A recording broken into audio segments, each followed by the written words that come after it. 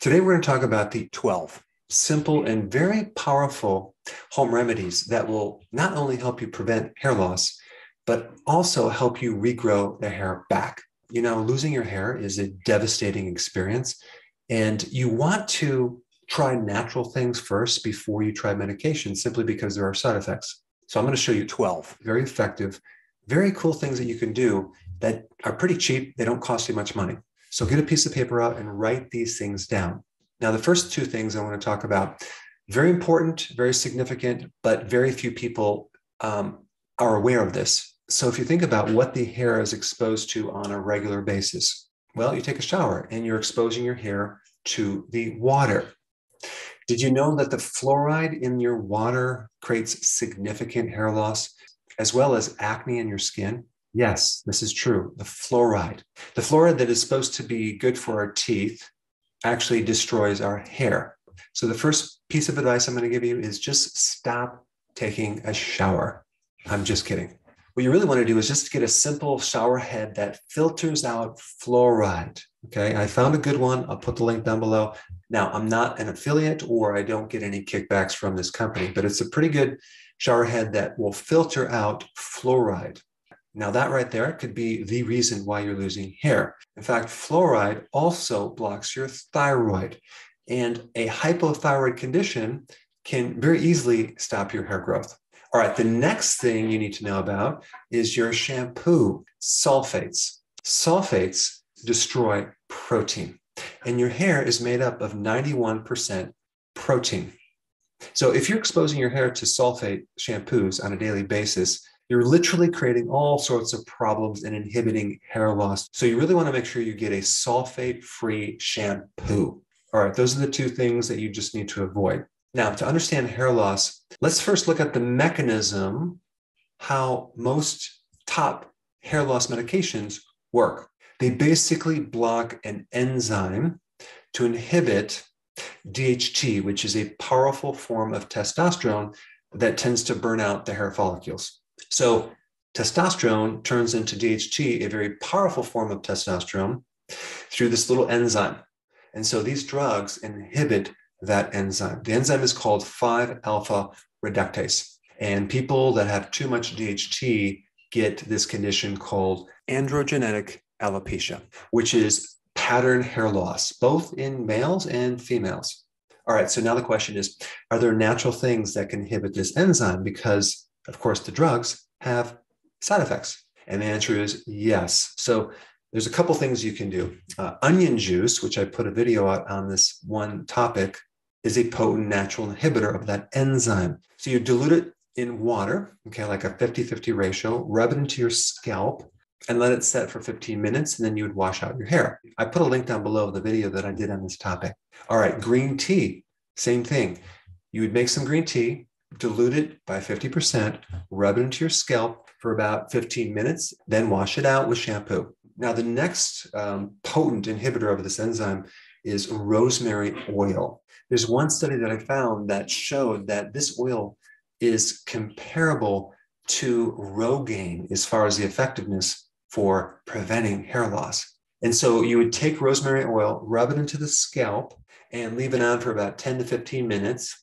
And you would actually leave it in overnight, and then in the morning, take a shower, shampoo your hair. So rosemary oil is a potent inhibitor of 5-alpha reductase. Now, another inhibitor of this enzyme is just zinc, okay? Maybe you're deficient in zinc, like a lot of people are. So the best food for zinc is oysters. Start consuming some oysters a few times a week. But zinc is also in red meat, so you might need some more red meat. It's also in seafood, it's also in eggs, but red meat and oysters have the most zinc. Okay, now we have 5. The old-fashioned home remedy, apple cider vinegar.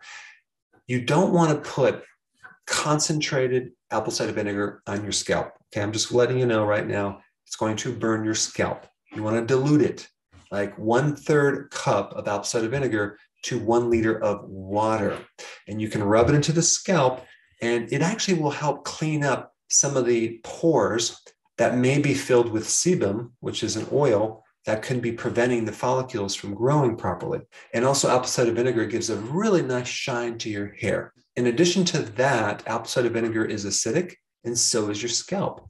So apple cider vinegar can help reestablish the pH of your skull, which can actually support the friendly microbes or the microbiome in your scalp. You don't want to create an environment where the outside of your skin is so sterile because you have millions of microorganisms living on the outside of your skin helping you. And when you sterilize or clean your skin too much, you can end up with all sorts of problems, including hair loss. So this is why you want to minimize the amount of chemicals that you expose your skin to. Let's go to number 6. What if you go on the ketogenic diet and you start losing hair? What does that usually indicate? That usually means that you're not consuming enough protein. That's the number one cause. So increase your protein, okay? There's some other things you want to look at as well. Number 1, trace minerals, especially if you are doing intermittent fasting or fasting with your ketogenic plan, because we are very, very deficient in trace minerals in our food. Trace minerals are minerals needed in very small amounts, but they're very, very essential. So either consuming food high in trace minerals like sea kelp or shellfish or fish from the ocean, and sea salt is a good one, or just get a plant-based trace mineral product, will add more trace minerals to give the hair what it needs to build. All right, the other key vitamins that are needed in larger amounts when you're on the ketogenic plan are the B vitamins. And so there are a lot of links between a B vitamin deficiency and hair loss. So you want to make sure you're taking enough B vitamins. And so nutritional yeast is a really good remedy for that. Just make sure that when you're doing nutritional yeast, that you want to get it unfortified with synthetic vitamins. All right, number 7, cruciferous vegetables. If you have too much estrogen, that can affect your hair. This is why women, when they go through their menstrual cycle, tend to lose hair. This is an excess amount of estrogen. And so one of the natural ways to help regulate estrogen is to start consuming cruciferous vegetables. Another great way to regulate estrogen would be to take sea kelp, because when you take sea kelp, you get more iodine, and iodine also regulates estrogen. Now, one more side note on that. Let's say you're menopausal and you start losing your hair. That usually is higher levels of cortisol related to stress. And if that's your situation, I put a link down below on cortisol, because that's a very, very important topic. Let's talk about number 8, selenium. Next home remedy would be something to support a hypothyroid condition. If you have a slow thyroid, a lot of times you'll lose hair. And one of the key trace minerals for the thyroid to support it and help convert T4 to T3 is selenium. And the best food for selenium is Brazil nuts and seafood and seaweed or sea kelp. Now, if you do sea kelp, you also get the iodine that's also good for your thyroid. And one note about that, you can have a hypothyroid condition from other reasons that are not related to selenium. For example, you can have high estrogen. Too much estrogen inhibits the thyroid function. You could have a fatty liver or liver damage. That can stop your T4 from converting to T3. You could have gut damage from antibiotics, from eating the wrong foods, especially gluten. I would say out of all the foods that is damaging to the thyroid, it would be grains, specifically the gluten in the grains, okay? So if you have Hashimoto's, which is usually 90% of all hypothyroid cases, you definitely need to avoid gluten like the plague, because that will keep the thyroid inflamed and you're going to have a difficult time fixing that problem. Then we have 9, increase your vitamin D. You want to get more sleep, and you want to start exercising to reduce stress.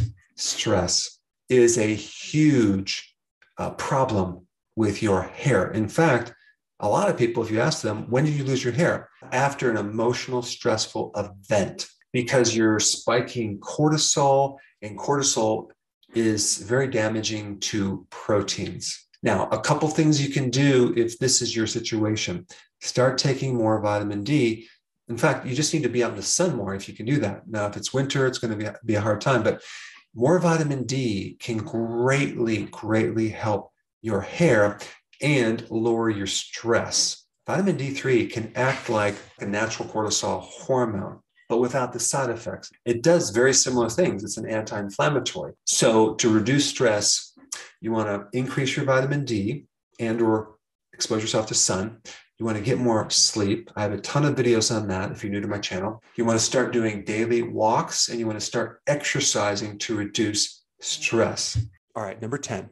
In a lot of hair formulas, they add silica. Okay, silica gives the hair its strength. And most spring water has silica, like Pellegrino, and even most other types of bottled water where it comes from a spring is going to have silica.